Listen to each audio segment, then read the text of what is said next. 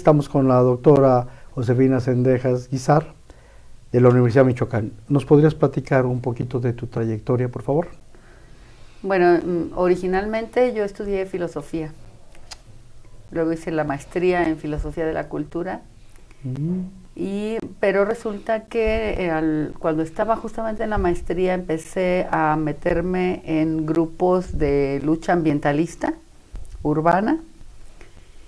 Y eso me llevó a que en el momento en que se dieron las condiciones para que yo me incorporara de tiempo completo en la universidad, pues cambiara mi perfil totalmente de la filosofía hacia los estudios de medio ambiente. Entonces empecé a trabajar ya en el Instituto de Recursos Naturales de la Universidad Michoacana, pero ya con un enfoque más hacia lo ambiental. Pero como yo no era bióloga, bueno, pues el tema era educación ambiental, movimientos socioambientales, qué pasaba con toda esta relación entre los ciudadanos y los temas de medio ambiente, las luchas que se estaban dando en ese momento. Teníamos una lucha muy importante para defender un área natural protegida en la ciudad de Morelia, que hasta el momento, 20 años después, sigue estando amenazada y hay unos nuevos grupos ahí trabajando en eso. Pero bueno, la cuestión del medio ambiente me fue llevando a cambiar totalmente mi perfil profesional. Entonces me especialicé en cuestiones como evaluación de impacto ambiental, etcétera, pero de allí me di cuenta que si no se incorporaba a la dimensión económica, nunca íbamos a entender realmente de dónde venía toda la problemática ambiental que estábamos enfrentando. Entonces, nuevo cambio de perfil, ahora tengo que estudiar economía. Y entonces hice un diplomado de especialización en estudios económicos regionales y luego hice otro en economía social y desarrollo local. Así fue un poco mi trayectoria. Y ya cuando llegué a la economía social, bueno, ya había yo terminado además mi doctorado en planeación y desarrollo, que lo hice en Liverpool, en Gran Bretaña. Y mi tema de investigación pues trataba como de conjuntar esto, de cuál es la relación de las comunidades humanas con su medio ambiente, pero incorporando cuestiones que tenían que ver con mi formación inicial de filosofía de la cultura, que fue mi maestría.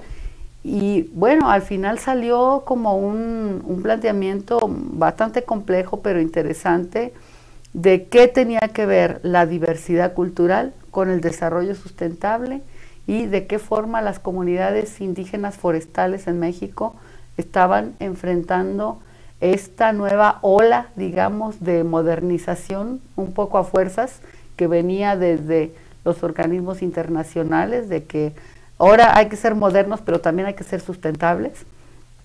Y entonces, uno de mis casos de estudio fue, por ejemplo, la comunidad indígena de San Juan Nuevo, en Michoacán, que claro, ya había sido estudiada desde muchos aspectos y tal, pero el enfoque que yo le di fue qué tanto control cultural siguen teniendo las comunidades indígenas en México cuando se trata de hacer un manejo ambiental sustentable de sus recursos.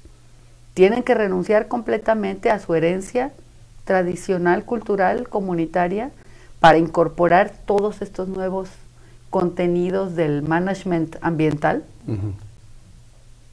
Y fue muy interesante porque allí vi que, bueno, lo que están haciendo comunidades como la de Nuevo San Juan es sí una especie de negociación entre la tradición y la modernidad y decidir con cuáles elementos tradicionales se van a quedar y cuáles elementos de la ciencia, la técnica, la administración moderna necesitan incorporar, pero con una visión estratégica en el sentido de nosotros queremos seguir estando en control.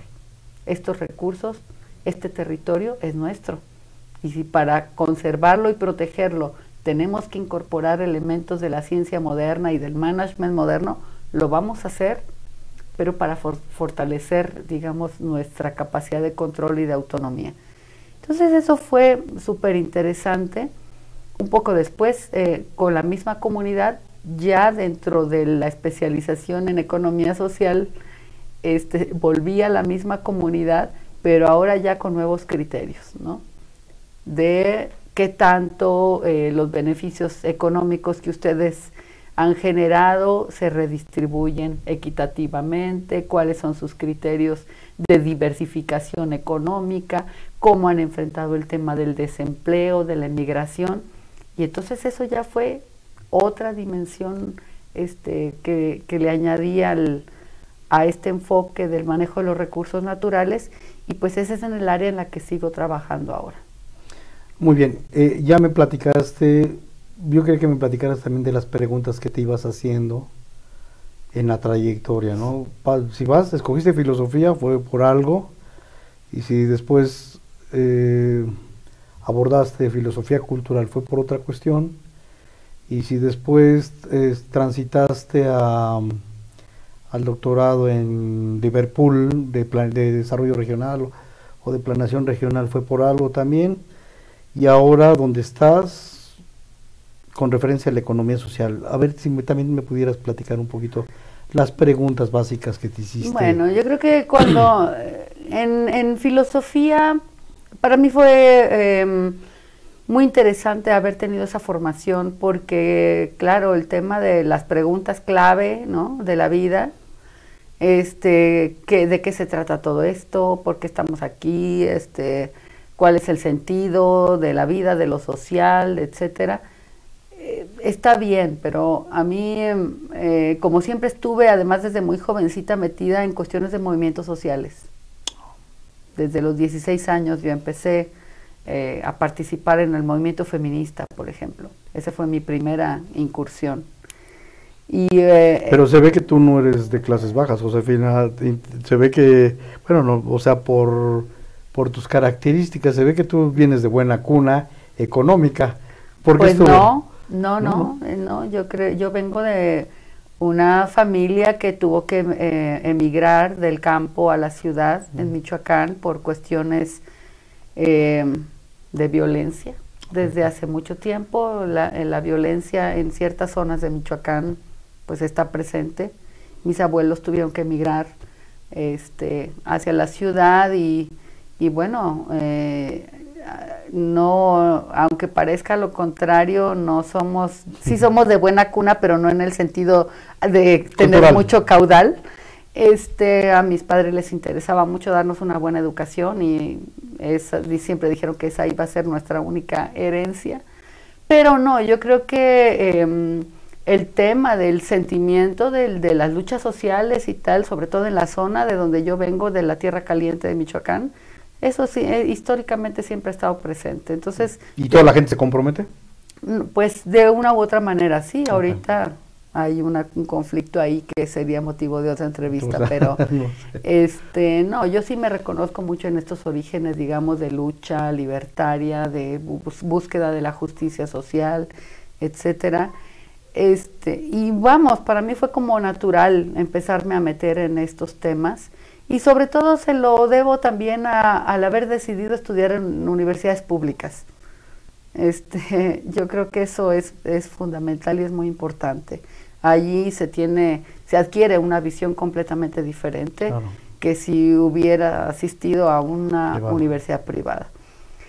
Pero bueno, el movimiento social me hizo ver que al contrario de lo que se piensa en los círculos académicos de la filosofía muy cerrados, que asumen una postura como de que la filosofía deja todo como está, no se compromete directamente con los temas y con las causas de la sociedad.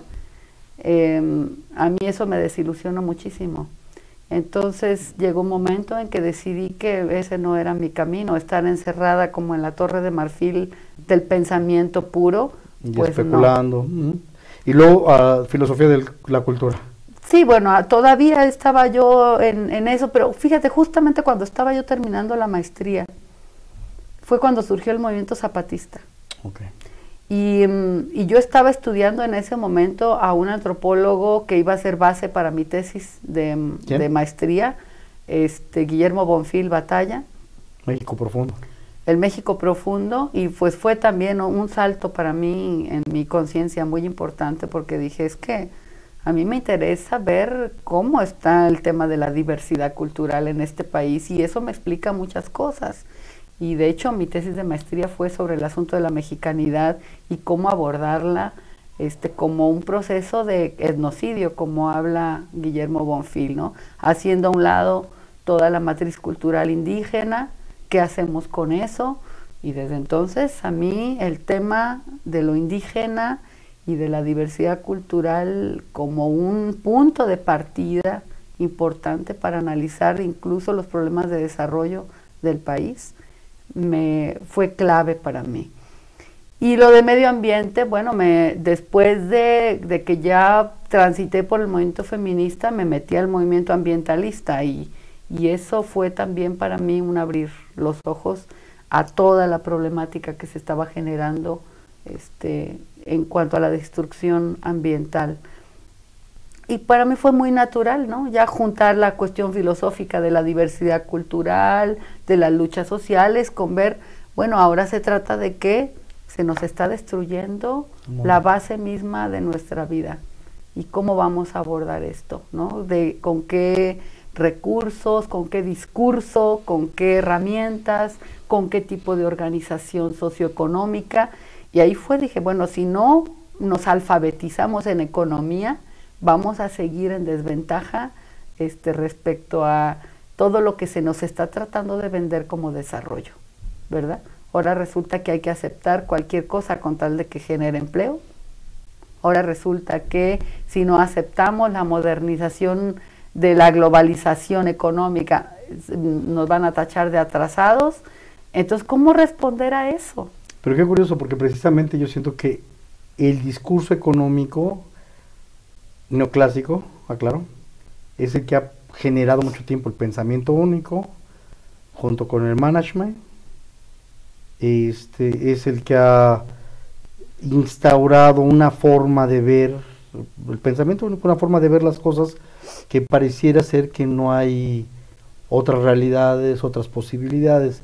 Y yo más veo, bueno, claro, es un obstáculo epistemológico muy fuerte a la economía, porque no permite, fuera de ciertos parámetros, rendimiento, rentabilidad, productividad, eficiencia, competitividad, otras maneras de poder impulsar. Pero a ver, platícame más de esto, o un poquito más. Efectivamente, mira, yo ya había tenido una cierta experiencia en la tesis de maestría de análisis de discursos, digamos, pero desde una postura crítica, de una antropología como la de Guillermo Bonfil, en fin, pero yo ya había hecho ahí como una comparación de discursos sobre la mexicanidad.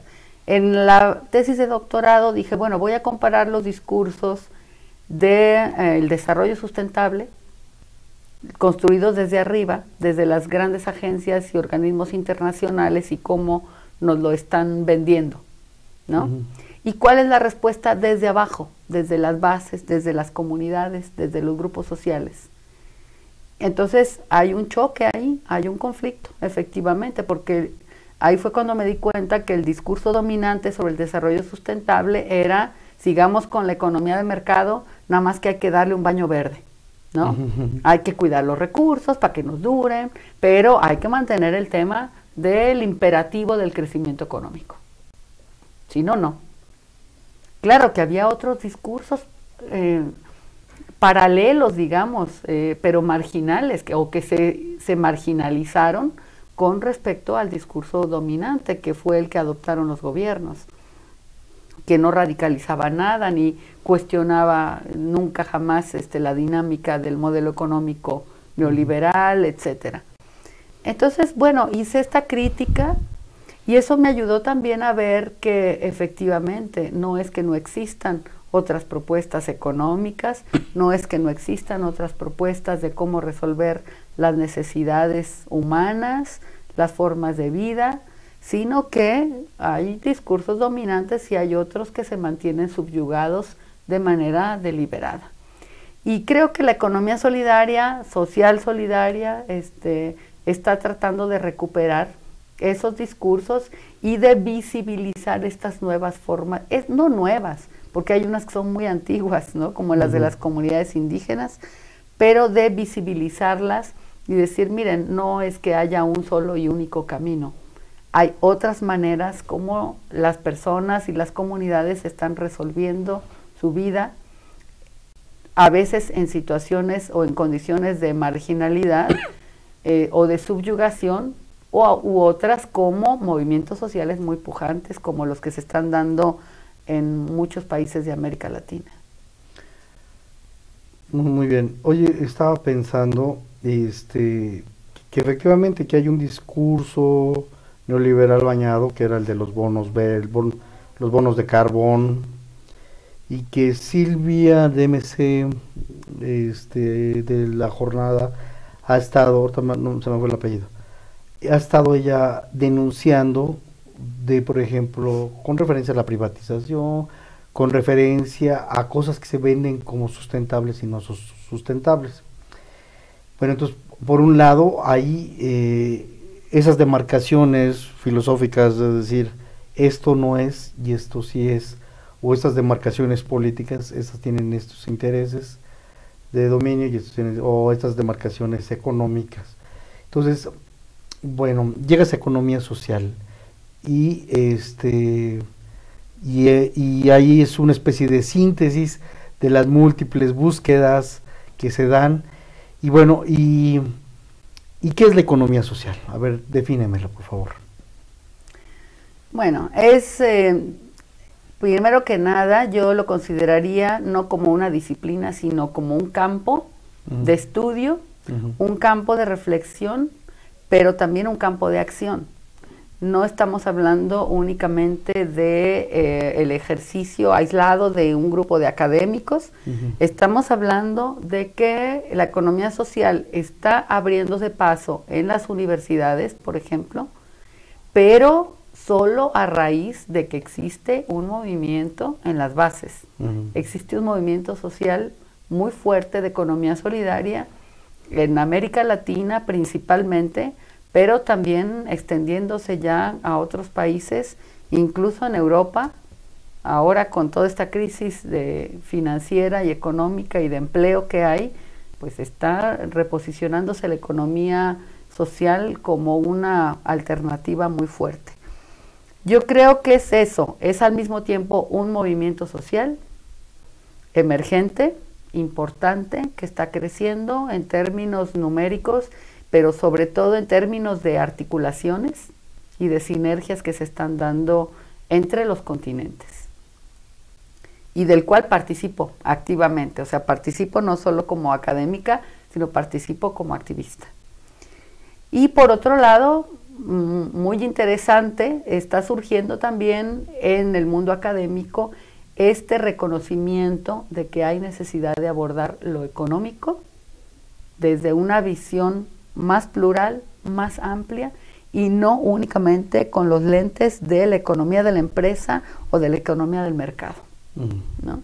Entonces se está retomando, por ejemplo, la necesidad de volver a la economía política, de volver a pensar en las economías comunales o comunitarias, de, por ejemplo, hacer planteamientos desde una economía ecológica que tome en cuenta, por ejemplo, nociones como el metabolismo social, nuestro gasto energético, qué tanto tomamos de la tierra, qué tanta energía gastamos, endosomática, exosomática, en fin. Estamos en diálogo porque hay una serie de campos disciplinarios que tienen que estarse conectando y dialogando. Porque de lo que se trata, como dice Karl Polanyi, es de que la economía vuelva a ser social, vuelva a insertarse en el espacio del que nunca debió haber salido, que es la sociedad misma, y dirían los ambientalistas, y también en la casa, que es la tierra, el territorio, y todo lo que contiene el territorio, que es lo que nos da vida. Entonces es un campo muy interesante, emergente, que no necesariamente se va a circunscribir a los estudios estrictamente económicos, sino que tiene que abordar el aspecto productivo, sí, de una manera prioritaria importante, claro, la producción, el intercambio, el consumo, los temas clásicos de la economía, por supuesto, tienen que ser repensados, pero tenemos también todos los aspectos de, por ejemplo, repensar las necesidades. Y eso es un tema estrictamente filosófico. ¿Cuáles son las necesidades legítimas del ser humano? Estaba viendo un cartel muy bonito de los alumnos de esta universidad allá afuera que dice, piensa que lo que quieres no siempre es lo que necesitas en términos de consumo. Y allá hay una reflexión, por ejemplo, que tiene características éticas y antropológicas a las que hay que dar respuesta. ¿Cómo resolvemos nuestras necesidades? Es una respuesta que viene después de que nos preguntamos ¿y cuáles son esas necesidades? ¿No? Y la economía social solidaria es una economía y una reflexión que tiene que discutir como uno de sus ejes teóricos o conceptuales centrales esta diferenciación entre necesidades y preferencias. Porque tú sabes que la economía de mercado se basa exclusivamente en el análisis de las preferencias como formas de la demanda y punto. Pero a ver, y si yo prefiero tener 1000 pares de zapatos que no necesito, entonces esa preferencia está teniendo impactos y repercusiones muy claras en el aspecto ambiental, en el aspecto laboral, en el aspecto de los precios, en el aspecto de las mercancías que viajan largas distancias, etcétera, etcétera. Y todo eso tiene repercusiones en el mundo. Ya no digamos en el tema de la distribución de la riqueza, ¿verdad? Y del bienestar. Entonces sí, no podemos dar una definición estricta de lo que es la economía social solidaria, pero sí te diría que incorpora todas estas aristas múltiples de cómo resolvemos nuestras necesidades y cómo construimos nuestros estilos de vida, pero no solo desde lo productivo, sino también desde lo reproductivo, es decir, cómo permitimos o no la reproducción digna de la vida humana, pero también la reproducción de todas aquellas formas de vida en la naturaleza que a su vez sostienen nuestra propia vida. Muy bien, sé que acabas de publicar, bueno, no de publicar, bueno, sí, te publicaron un libro de economía social. ¿Nos puedes platicar brevemente sobre el libro de esta investigación que encontraste? Bueno, fue un libro colectivo que coordinó la compañera María Arcelia González Butrón, y donde yo participo ahí. Yo coordiné una investigación de un capítulo con otros compañeros sobre precisamente la comunidad de San Juan Nuevo, en Michoacán. Básicamente aplicamos algunos criterios normativos propuestos por la antropóloga Laura Collin para las empresas sociales, que van desde lo ambiental hasta la forma como se distribuye el ingreso, y se los aplicamos a esta comunidad en diálogo con ellos, no con la idea de que ahora te vengo a medir a ver cuánto sacaste, ¿no? Del 1 al 10, pero fue un ejercicio dialógico muy interesante con algunos de los comuneros, y fue genial porque ellos, por ejemplo, todo lo ambiental lo llevan muy bien, ¿no? Toda la parte también de distribución de la riqueza, los beneficios, la forma como se han diversificado, la diversificación productiva y todo esto que está orientado, por ejemplo, a generar más empleo, está muy bien.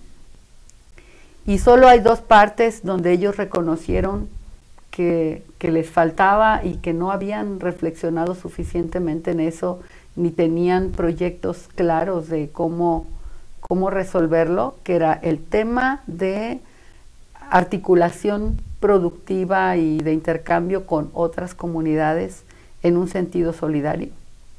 Es decir, cómo fomentar la economía social solidaria en otras comunidades a través de relaciones de producción e intercambio. Eso no lo tenían muy claro, y es una crítica que se les ha hecho, ¿no? De que ellos son muy suyos, ¿no? Como dicen los españoles, y no establecen relaciones muy amplias Pues con... quién sabe, porque ahora con los consejos comunitarios de seguridad, yo creo que ya están trabajando con varias comunidades, Claro, ¿no? por necesidad lo están teniendo que hacer, pero ellos hasta ese momento... Endogámicos, eran muy endogámicos. Eran muy endogámicos y lo único que hacían era como ir a dar capacitación y asesoría a otras comunidades que querían emprender proyectos similares. Y el otro tema crítico, el de género, equidad de género, ¿no? Entonces, como que se puso de relieve ahí que, bueno, por ejemplo, su consejo Puros hombres. son puros hombres.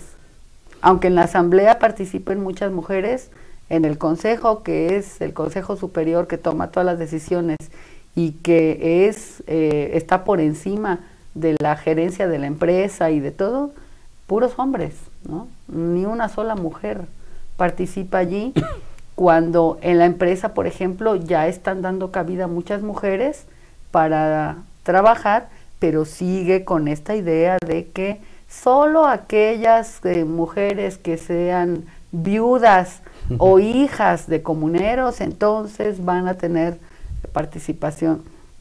Hay este reconocimiento de que por los usos y costumbres, pues todavía hay asuntos ahí que no les permiten incorporar plenamente y en condiciones de equidad a las mujeres. ¿Y cómo revertiste esta preocupación? Porque a veces, yo no sé, yo me acuerdo que en antropología hubo un debate muy fuerte, que si nosotros queríamos llevar los modelos y traspolarlos, nuestros modelos liberales, traspolarlos a las comunidades, o presentarlos como un objeto de reflexión, y sobre todo al grupo femenino o a la comunidad en general, porque luego andamos haciendo cosas, traspolando cosas que no, bueno, no quiero decir con esto que tenga que justificarse el machismo ni nada de eso, pero lo que es más importante para un grupo en el relativismo puede ser no tan importante para el otro grupo.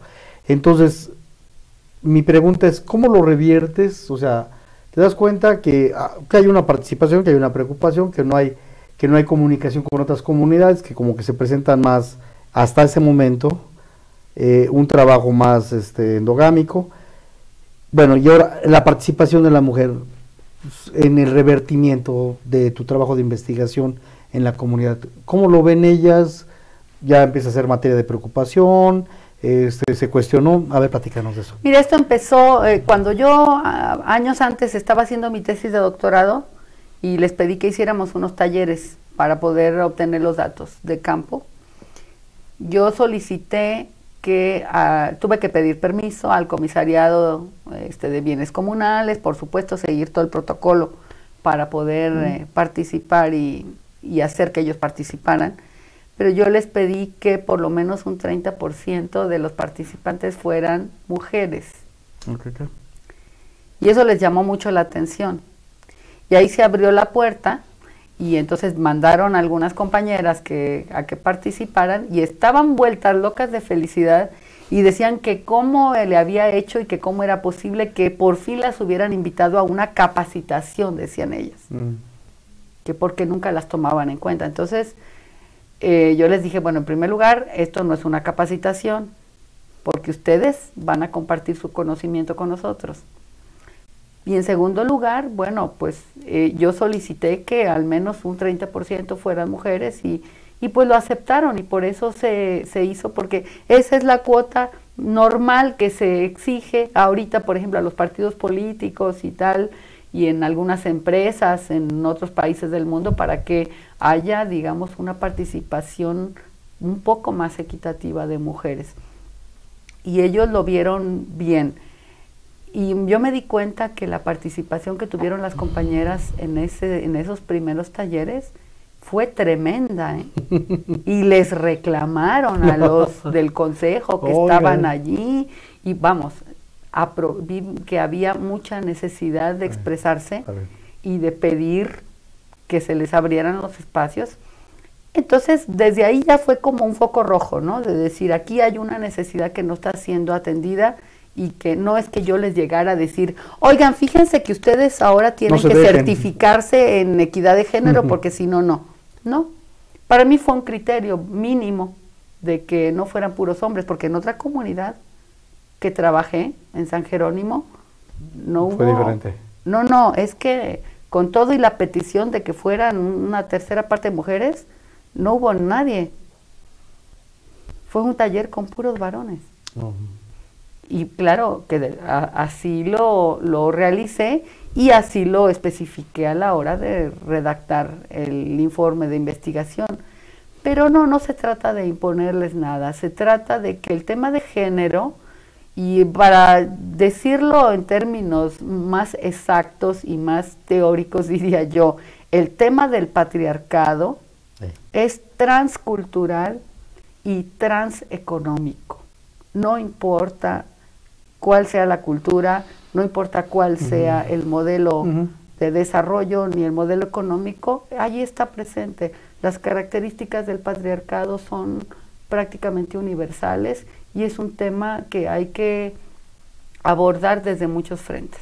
Claro, porque se está privando facultades. Pero yo, es que luego también, bueno,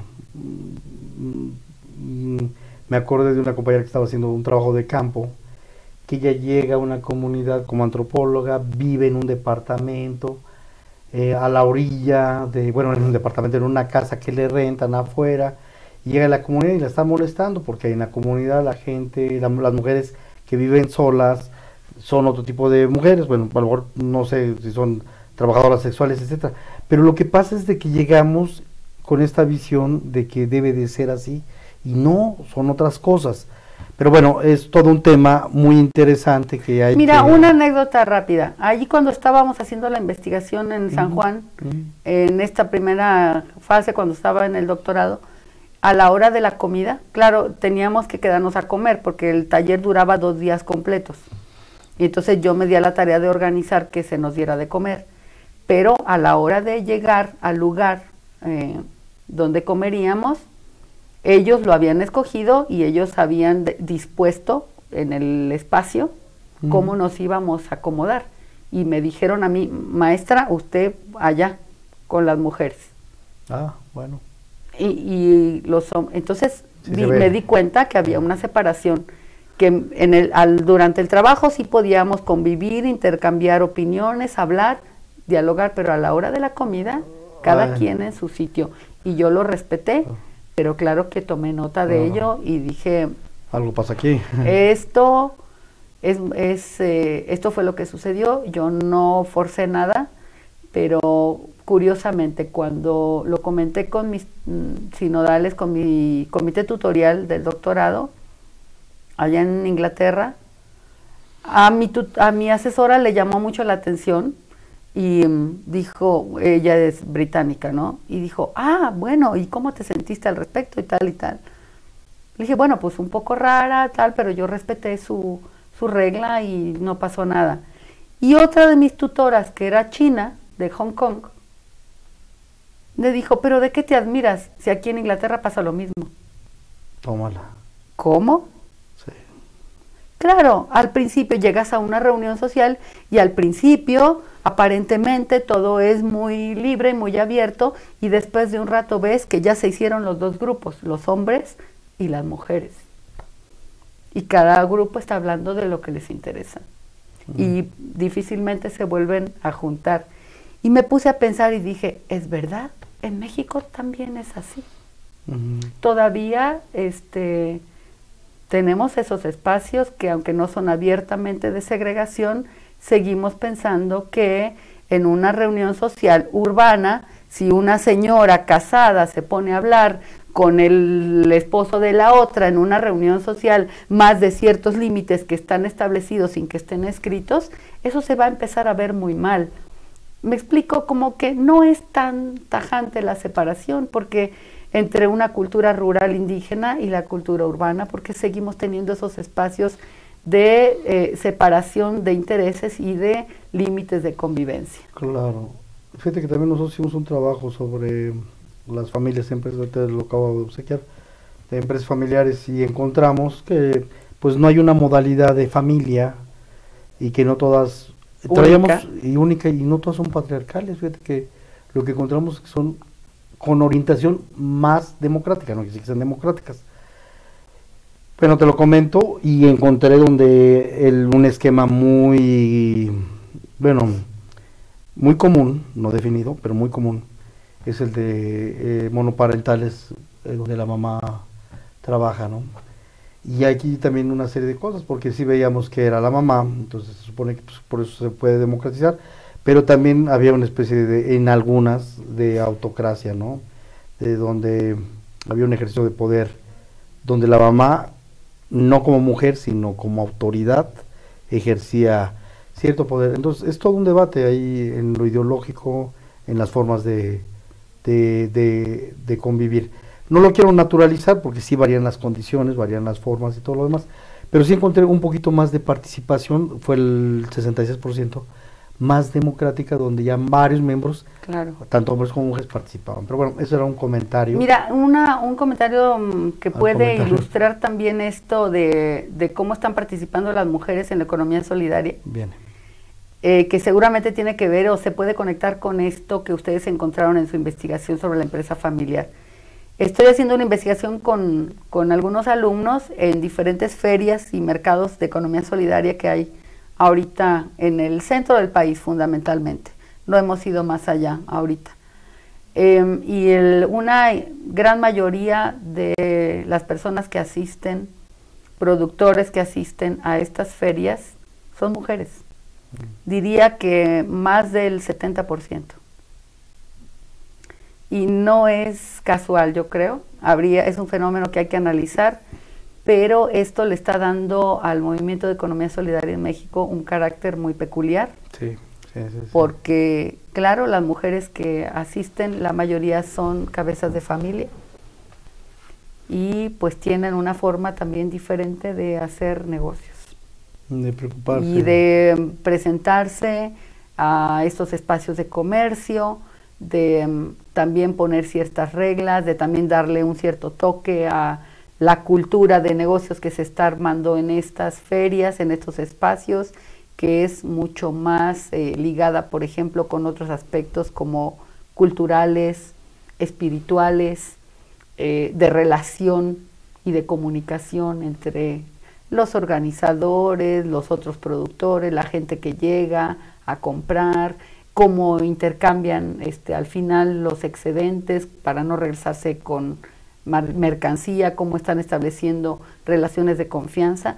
Y creo que esto es algo interesante porque sin verlo como un movimiento, digamos, de carácter feminista, porque no es, ellos no se autodenominan así, ni creo que estuviera dentro del debate con ellas, pero sí lo están haciendo más femenino este movimiento, al menos en lo que se refiere a las ferias. Es algo muy diferente del cooperativismo tradicional mexicano, que es muy... pues diferente, donde es, digamos, hasta cierto punto excluyente de las mujeres en términos de toma de decisiones, cargos de autoridad, etcétera. Sí, hay procesos sociales, ¿no? Yo creo que eso es lo importante, más que esencializar hombre-mujer, esencializar, que yo creo que también es un problema de procesos sociales, de relaciones de poder y de cosas muy puntuales y de procesos históricos que se van dando. Sí, también me estaba acordando del capital semilla de la India, que solamente funciona a través de las mujeres. Ajá. Se le presta a las mujeres y ellas pagan y empieza un efecto multiplicador porque tienen mucho más responsabilidad, porque los hombres, no por naturaleza, sino en sus condiciones culturales, pues, se lo tomaban o lo gastaban, y no, la mujer fue más responsable porque tiene que mantener a los hijos, darle de comer. Redistribuye mejor. Mejor en este esquema cultural, No creo que tenga que ver con genes, pero en este esquema cultural sí tiene una otra forma de percepción y de participación. Muy bien, a ver, Josefina, entonces, qué bueno que platicaste esta parte feminista o de género, más bien dicho, en la economía social. ¿Quieres aportar otro elemento muy importante donde las mujeres sean un detonador o un elemento reflexivo, o en las familias, o en la comunidad? A ver, en las ferias ya nos platicaste, eso estaba muy rico, no había escuchado esta experiencia, estaba muy interesante. No sé si quieres platicar Bueno, mira, algo más, yo creo que este fenómeno dentro de la economía solidaria no solamente es en las ferias. He tenido oportunidad el año pasado y parte de de asistir a algunos eventos internacionales de economía solidaria, y me doy cuenta que las formas de liderazgo que se están manifestando en esta articulación de diferentes redes que articulan niveles desde lo local hasta lo intercontinental, es muy horizontal, es muy democrático, por llamarlo así, en gran medida porque hay muchas mujeres, digamos, a la cabeza de estos procesos, conectando a la gente, que creo que eso es algo que se nos da muy bien. Y no digo que no haya pugnas y que no haya conflictos, incluso entre compañeras, desde luego que las hay, pero sí hay digamos, la presencia mayoritaria de mujeres en estas redes de economía solidaria desde lo local está redefiniendo los liderazgos de cómo se está tejiendo el movimiento a nivel mundial. Y esto me parece muy positivo porque es una característica emergente, digamos, y muy esperanzadora, y esto no significa que haya ninguna exclusión a los compañeros varones, pero le está dando otro carácter. Y yo creo que también en las redes académicas se está manifestando una mayor participación de mujeres en estos temas, o por lo menos de liderazgos novedosos, distintos, más colaborativos, más horizontales, no de acumulación de poder, falocéntricos, sino de generar precisamente estas sinergias. Y bueno, en el tema también me parece del cuidado del medio ambiente, los movimientos de defensa de los recursos naturales y de los espacios, de los territorios, al menos a nivel popular, sí tienen una presencia muy grande de mujeres. Sí. Y yo creo que se conecta mucho con este deseo de cuidar a nuestra gente, de cuidar que tengamos lo básico, de cuidar la tierra para nuestros hijos.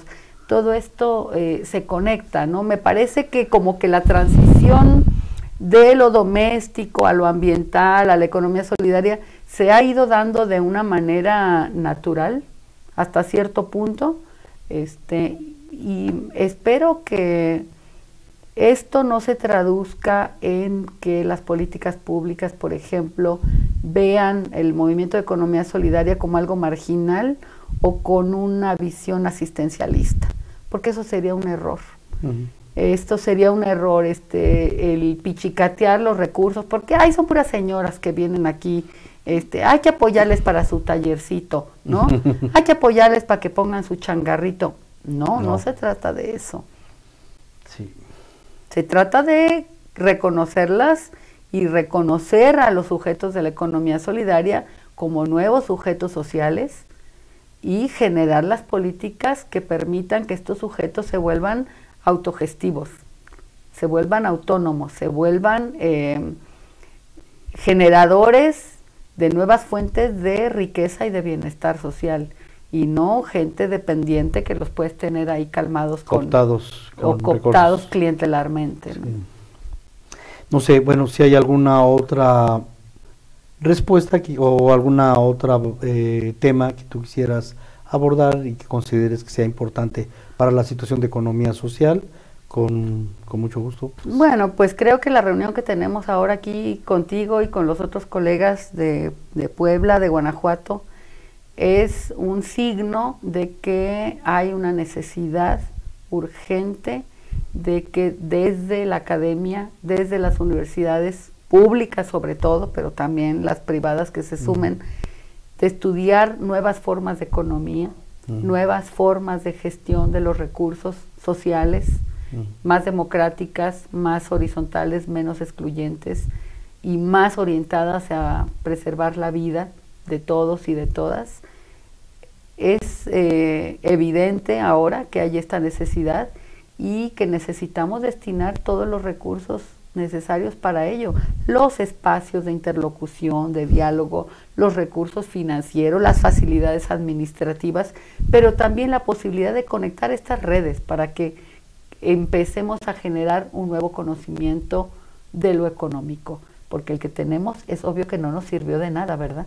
Sí, no. No nos sirvió para prevenir la crisis que todavía vivimos. Y entonces creo que hemos de aprovechar la coyuntura para generar nuevas propuestas y tenemos que ser muy audaces, como dice Boaventura de Sousa, y también muy creativos. Bueno, por último te voy a pedir un mensaje para las mujeres y luego para los hombres desde esta perspectiva. Uy, qué difícil. Bien. Pues para las mujeres que somos, porque yo soy una de ellas, que somos cabeza de familia, pues no dejarnos abatir, porque la carga es muy grande. La carga es muy grande, pero lo hemos hecho, yo creo, bastante bien, pero no necesariamente tenemos que hacerlo solas. Tenemos que generar esos espacios de colaboración, de sinergia entre nosotras para sacar adelante a nuestras familias y al país mismo, ¿no? Y a los compañeros, bueno, pues yo creo que les pediría una mayor apertura. Esta idea de que solo el hombre es el que tiene capacidad para hacer los negocios, para sostener la economía y tal, pues no es verdad, no es así. Y no es que tengamos que ir por caminos separados. Yo creo que los varones tienen, por cultura, por historia, ciertas capacidades que nos son muy necesarias para poder sacar adelante de manera realista, viable, un proyecto, pero las mujeres podemos aportar también muchas cosas y entre ellas destacaría una, la responsabilidad. El éxito de los bancos Grameen y de microcrédito y tal, de que por ejemplo tienen 0 cartera vencida, es un dato empírico que no hay que olvidar a la hora de ver a quién se le asignan los recursos y a quién se le considera sujeto de confianza, sujeto de crédito, porque ya hemos demostrado claramente lo que tú dijiste, somos mejores para distribuir los beneficios que los varones. Entonces esto da que pensar, hay que reflexionar en que si no cuidamos juntos de la vida de todos y todas, pues vamos a seguir deteriorándonos como país y como sociedades, y de lo que se trata es de salir adelante y de resolver los grandes retos que tenemos ahorita en nuestras comunidades y no seguir multiplicando la violencia, sino irla diluyendo y eliminando, empezando de nuestras relaciones como género, entre hombre y mujer. Muy bien, pues muchas gracias. Le doy a la doctora Josefina que su presencia y los conocimientos que nos comparte, las inquietudes, las reflexiones muy interesantes sobre género y economía social que poco lo habíamos abordado y que son necesarias pues para pensar en un mundo más justo, más equitativo, más participativo, más comprometido y más responsable. Muchas gracias. Gracias a ti, Ricardo, por ser nuestro anfitrión.